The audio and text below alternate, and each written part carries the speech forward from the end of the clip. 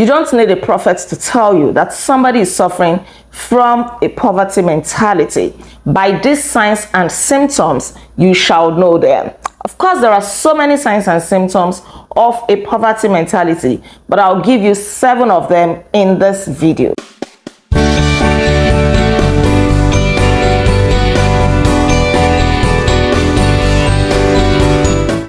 Hi fam, you are most welcome to our channel. Kindly take a moment to like this video and let's dive right into it.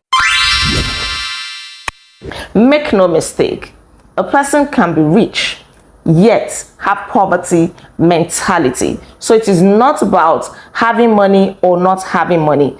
Poverty is a state of mind. It has to do with your mindset. So we can call it poverty mentality or poverty mindset. So how do you know if you've got poverty mentality? Number 1 is this: you prefer to buy low quality stuff. It is not as if you don't have the money, but you always prefer to go for cheap things, even if it means replacing them every 3 months. You prefer to buy 5 pairs of shoes that would not last you, that would embarrass you, that will pull out as you are walking on the road, than to buy 2 quality shoes that will last for so long. But you don't realize that it is penny wise, pound foolish, because in the long run, you're actually spending more money to replace and repair what you are buying too frequently. So your closet, your house, everywhere is filled with low quality stuff, things that you know that will not last, but just because they are cheap, you prefer to go for them. Number 2, mortgaging your destiny for money. As a lady, you think that the only way to become rich or make it in life is to marry a rich man. You have forgotten that you have your own life. You have a glorious destiny. You are created in the image and the likeness of God. So you deceive yourself by saying, well, I'd rather cry in a Bentley. Why should you cry in a Bentley when you can own the Bentley? You need to change your mindset. So you marry this man that will beat and batter you, embarrass you, abuse you, and do all kinds of things that are dehumanizing to you just because of money. Or maybe as a guy, you marry a woman that is old enough to be your great-grandmother just because of citizenship and money. Why would you do that? God has a plan for you. Don't mortgage your destiny for money. Number 3, you are gripped by the fear of spending. You can't even spend on yourself. You cannot spend your hard-earned money on you.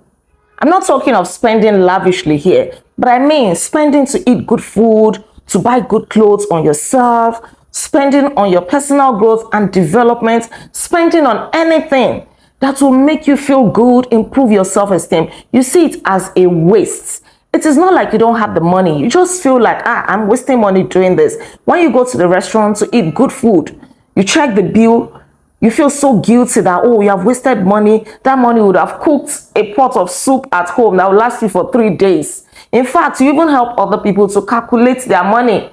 When people are spending on themselves, you are feeling so bad for them that, hey, this guy is wasting money. It is not your money. Liberate your mind. Like I said, I'm not talking about you spending lavishly, but I'm talking about spending a good amount of money on yourself when you can afford it, to feel good, to look good, to eat well, to improve on yourself, to grow, to develop yourself.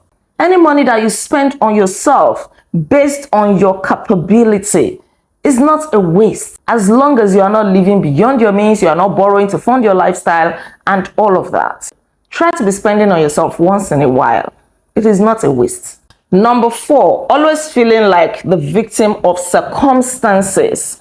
You feel that, oh, you are poor because of government policies, you are poor because your parents are not rich, or because your uncle did not help you. You feel like you're in your current situation because of other people, because of the actions or inaction of other people, because of somebody's policy and whatever. Don't feel stuck like that. Liberate your mind. Set yourself free.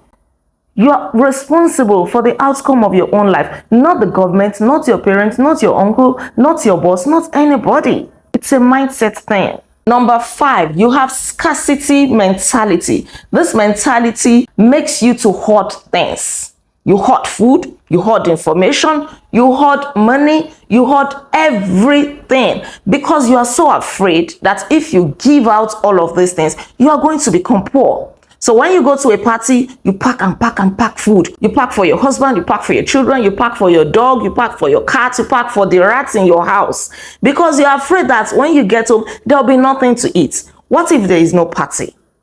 Won't you eat at home? It is scarcity mentality. You even hoard information. You don't want other people to know what you know because you think that, oh, if they know, they become successful and you become a failure.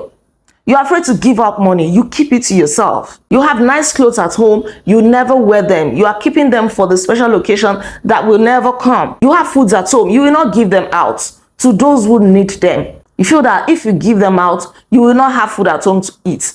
But when they start to rotten, that is when you now call people, oh, I have this onion, come and take. Onions that are already rotten. Excuse me, ma, you will eat your rotten onions by yourself.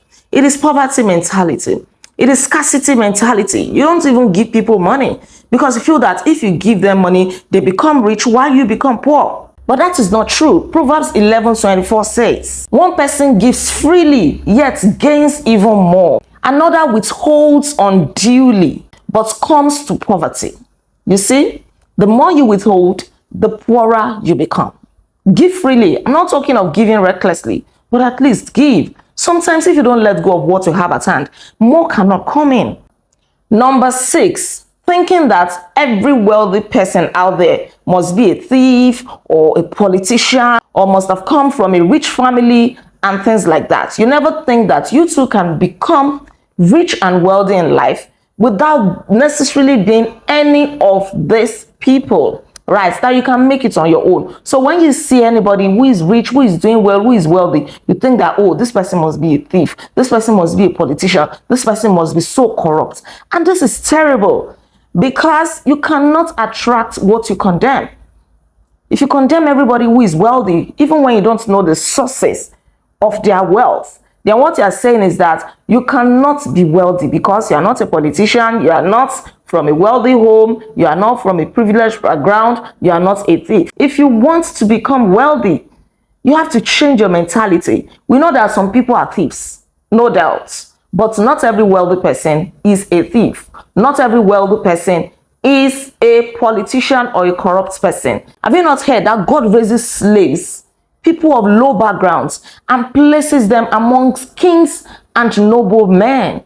God is still in the business of doing that. Don't write off yourself. Your background is immaterial. God can raise you too. He can make you wealthy if you observe the principles of wealth and you have the favor and the grace of God upon you and upon the works of your hands. Number 7, the last but not the least in this video, is the fear of poverty itself. The fear of poverty will make people to hold on to the little money at hand and they will never save. They are so afraid of taking risks.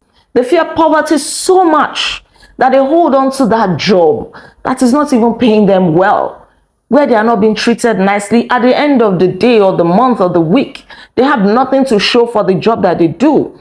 They know that they need to step out, but they are so scared. They're so afraid that, oh, if I leave this job, where will my next meal come from? How will I pay my children's school fees? How will I pay my bills? So they keep on holding to peanuts for so many years and they never step out. They never take that leap of faith that will liberate them. Don't be scared. Commit everything into the hands of God. See, in this life, you have to be bold. You have to be courageous. That is where your liberation begins. I'm telling you, ask yourself, what is the worst thing that can happen? Probably you go hungry for a few weeks or months, things may not be balanced for a while.